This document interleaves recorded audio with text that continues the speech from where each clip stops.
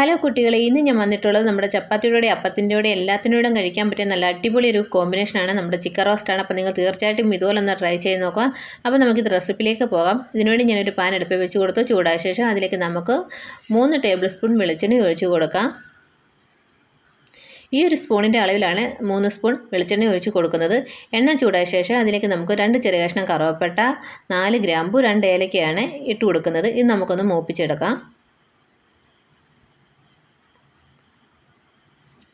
ഇത് മൂത്ത് വന്ന ശേഷം നമുക്കതിലേക്ക് ഒരു കൈപ്പിടി തേങ്ങ ഇതുപോലൊന്ന് അരിഞ്ഞത് ചേർത്ത് കൊടുത്ത് ഒരു ചെറിയ നിറം മാറി വരുന്നേരം വരെ നമുക്കിതൊന്ന് ഇളക്കിയെടുക്കാം.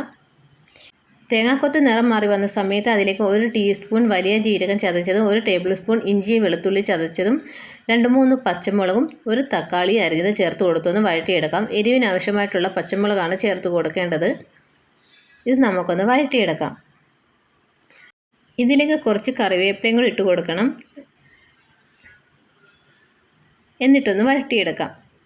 തക്കാളിയൊക്കെ ഒന്ന് ജസ്റ്റ് ഒന്ന് വഴണ്ട് വന്ന സമയത്ത് നമുക്കിതിലേക്ക് മസാല ചേർത്ത് കൊടുക്കാം. 1 ടേബിൾ സ്പൂൺ മല്ലിപ്പൊടി ചേർത്ത് കൊടുക്കാം. ഈ ഒരു സ്പൂണിൻ്റെ അളവിലാണ് മല്ലിപ്പൊടി ചേർത്ത് കൊടുത്തിട്ടുള്ളത്. പിന്നെ 2 ടീസ്പൂൺ കാശ്മീരി മുളക് പൊടി, 2 ടീസ്പൂൺ നിറച്ചാണ് കാശ്മീരി മുളക് പൊടി ചേർത്ത് കൊടുത്തിട്ടുള്ളത്. പിന്നെ 1/2 ടേബിൾ സ്പൂൺ എരിവുള്ള മുളക് പൊടിയാണ് ചേർത്ത് കൊടുക്കുന്നത്. പിന്നെ അതിലേക്ക് നമ്മൾ ചേർത്ത് കൊടുക്കുന്നത് ചിക്കൻ മസാലയും പിന്നെ 1/2 ടീസ്പൂൺ മഞ്ഞൾപ്പൊടിയാണ് ചേർത്ത് കൊടുക്കുന്നത്. അപ്പോൾ നമ്മുടെ ടേസ്റ്റിനനുസരിച്ച് മസാലയൊക്കെ ചേർത്ത് കൊടുക്കാം, കൂട്ടുകയോ കുറയ്ക്കുകയൊക്കെ ചെയ്യാവുന്നതാണ്. അപ്പോൾ ഈ ഒരു ചിക്കൻ മസാല ഓപ്ഷനാണ്, നിങ്ങൾക്ക് വേണമെന്നുണ്ടെങ്കിൽ മാത്രം ചേർത്ത് കൊടുത്താൽ മതി, അല്ലെങ്കിൽ സ്കിപ്പ് ചെയ്യാവുന്നതാണ്. അപ്പോൾ ഈ ഒരു മസാലയെല്ലാം നല്ലതായിട്ട് നമുക്കൊന്ന് മൂപ്പിച്ചെടുക്കാം. ഇതെല്ലാം മൂത്ത് വന്ന ശേഷം നമുക്കതിലേക്ക് 2 മീഡിയം സൈസ് സവാള തീരെ കനം കുറച്ച് അരിഞ്ഞത് ചേർത്ത് കൊടുത്തൊന്ന് വഴറ്റിയെടുക്കാം.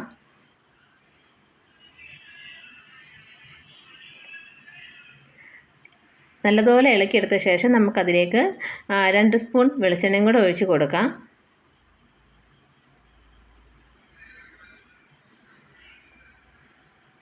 ഇനി നല്ലതുപോലെ ഇളക്കിയെടുത്ത ശേഷം നമുക്കിതൊരു 5 മിനിറ്റ് ഒന്ന് അടച്ച് വെക്കാം. അപ്പോഴത്തേക്ക് നമ്മുടെ ഉള്ളിയൊക്കെ നല്ല സോഫ്റ്റായിട്ട് വരും. ഉള്ളി പെട്ടെന്ന് സോഫ്റ്റ് ആകാൻ വേണ്ടി ഞാൻ ഇതിലേക്ക് 2 സ്പൂൺ വെള്ളം കൂടെ ഒഴിച്ച് കൊടുത്തിട്ടുണ്ടായിരുന്നു. അതിൻ്റെ വീഡിയോ എടുക്കാൻ വിട്ടുപോയി. എന്നിട്ട് അടച്ച് വെച്ചിട്ട് നമുക്ക് നോക്കാം. ഉള്ളിയൊക്കെ അടച്ച് വെച്ച് നല്ല സോഫ്റ്റായിട്ട് വന്നിട്ടുണ്ട്, എണ്ണയൊക്കെ തെളിഞ്ഞ് വന്നിട്ടുണ്ട്. ഇതുപോലെ നമ്മൾ നല്ലോണം ഒന്ന് വഴറ്റിയെടുക്കണം. ഇനി നമുക്കതിലേക്ക് ഒരു 300 ഗ്രാം ചിക്കൻ നല്ലോണം കഴുകിയൊക്കെ എടുത്ത് വെച്ചിട്ടുണ്ട്. അത് ഇതിലേക്ക് ചേർത്ത് കൊടുക്കാം. ഈ സമയം വരെ നമ്മൾ ഇതിലേക്ക് ഉപ്പൊന്നും ചേർത്ത് കൊടുത്തിട്ടില്ലായിരുന്നു. അപ്പോൾ ചിക്കനൊക്കെ ഇട്ട് കൊടുത്ത് നന്നായിട്ട് ഇളക്കിയെടുത്ത ശേഷം നമുക്കിതിലേക്ക് ആവശ്യത്തിനുള്ള ഉപ്പും കൂടെ ചേർത്ത് കൊടുക്കാവുന്നതാണ്. ഉള്ളി നല്ലതുപോലെ വഴണ്ട് വരണം, എങ്കിൽ മാത്രമേ നമ്മുടെ ഈ ഒരു കറിക്ക് നല്ല ടേസ്റ്റ് കിട്ടത്തുള്ളൂ. ഉപ്പൊക്കെ ചേർത്ത് കൊടുത്ത് നല്ലതുപോലെ ഇളക്കിയെടുത്ത ശേഷം നമുക്കിതിനി ഒരു 5 മിനിറ്റ് ഇത് അടച്ച് വെച്ചിട്ടൊന്ന് വേവിച്ചെടുക്കാം.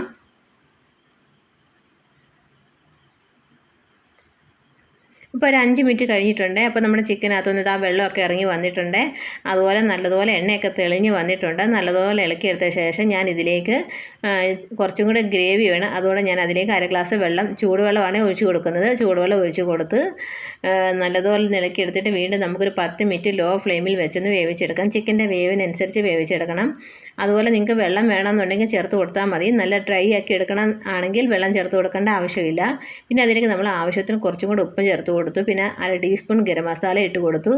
എന്നിട്ട് നമുക്ക് നല്ലതുപോലെ ഇത് ഇളക്കിയെടുത്ത ശേഷം നമുക്കൊരു 10 മിനിറ്റ് ലോ ഫ്ലെയിമിൽ വെച്ച് കൊടുത്ത് ഇതൊന്ന് വേവിച്ചെടുക്കാം. ഓരോ ചിക്കൻ്റെ വേവ് വ്യത്യസ്തമായിരിക്കും, അതനുസരിച്ച് നിങ്ങളൊന്ന് വേവിച്ചെടുക്കുക. ഒരു 10 മിനിറ്റ് കഴിഞ്ഞ് വന്നിട്ടുണ്ട്. നമുക്ക് തുറന്ന് നോക്കാം. നമ്മുടെ ചിക്കനൊക്കെ നന്നായിട്ട് വെന്ത് വന്നിട്ടുണ്ട്. കാണാൻ തന്നെ നല്ല ഭംഗിയാണ്, അതുപോലെ നല്ലൊരു മണം കൂടിയാണ്. ഇനി ലാസ്റ്റായിട്ട് നമുക്ക് ഇതിൻ്റെ മുകളിലേക്ക് കുറച്ച് നിങ്ങൾക്ക് കാണുമ്പോൾ തന്നെ അറിയാലോ, എണ്ണയൊക്കെ തെളിഞ്ഞ് വന്നിട്ടുണ്ട് കേട്ടോ. ഇനി നമുക്ക് ലാസ്റ്റായിട്ട് ഇതിൻ്റെ മുകളിലേക്ക് കുറച്ച് മല്ലിയില ഇതുപോലെ ഒന്ന് അരിഞ്ഞിട്ട് കൊടുത്ത് 2-3 മിനിറ്റ് ഒന്ന് അടച്ച് വെച്ചിട്ട് നമുക്ക് ഫ്ലെയിം ഓഫ് ചെയ്യാം. നമ്മുടെ ചിക്കൻ കറി ഇവിടെ റെഡി ആയിട്ടുണ്ട്. നമുക്കിത് വേറൊരു പാത്രത്തിലേക്ക് മാറ്റാം. അപ്പോൾ ഞാനിത് വേറൊരു പാത്രത്തിലേക്ക് മാറ്റുകയാണ്. അപ്പോൾ നിങ്ങൾ തീർച്ചയായിട്ടും ഇതൊന്ന് ട്രൈ ചെയ്ത് നോക്കണം. നല്ല അടിപൊളി ടേസ്റ്റാണ്. നമുക്ക് ചപ്പാത്തിയുടെയും അപ്പത്തിൻ്റെയും ചോറിൻ്റെയും എന്തിൻ്റെയും കഴിക്കാൻ നല്ല അടിപൊളി കോമ്പിനേഷനാണ്. അപ്പോൾ ആ വീഡിയോ ഇഷ്ടപ്പെട്ടെങ്കിൽ ഫ്രണ്ട്സിനൊന്ന് ഷെയർ ചെയ്യുക, ലൈക്ക് ചെയ്യുക, നിങ്ങളുടെ അഭിപ്രായങ്ങൾ മറക്കാതെ കമൻറ്റ് ബോക്സിൽ അറിയിക്കുക. എൻ്റെ വീഡിയോ ആദ്യമായിട്ട് കാണുന്ന കൂട്ടുകാരുണ്ടെങ്കിൽ എൻ്റെ ചാനലൊന്ന് സബ്സ്ക്രൈബ് ചെയ്യുക. തൊട്ടടുത്തുള്ള ബെൽ ബട്ടണിൽ ഓൾ എന്ന ഓപ്ഷൻ എനേബിൾ ചെയ്യുക. പിന്നെ അതുപോലെ ഒന്ന് ലൈക്കും കൂടെ ചെയ്തേക്കണേ. അപ്പോൾ നല്ല റെസിപ്പിയായിട്ട് നമുക്ക് വീണ്ടും കാണാം. Thanks for watching. ബൈ. ഉണ്ണിക്ക് ചൂസ് കറി വേൾഡ്. ബൈ.